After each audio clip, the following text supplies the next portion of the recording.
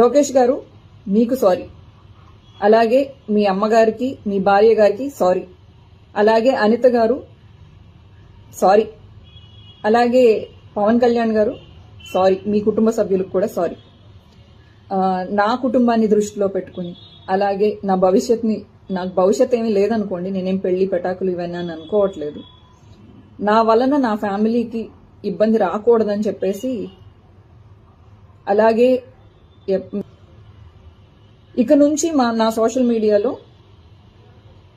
మీ కుటుంబ సభ్యుల గురించి కానీ ఆ విధంగా ఏ విధమైన తప్పుడుగా రాదు అని చెప్పేసి నేను మీకు హామీ ఇస్తున్నాను. ఈ యుద్ధాన్ని కార్యకర్తలకి మీకు కాకుండా లీడర్స్కి మధ్యలో జరగాలని నేను ఒక సలహా ఇస్తూ, కార్యకర్తల్ని ప్లీజ్ దయచేసి వదిలిపెట్టండి.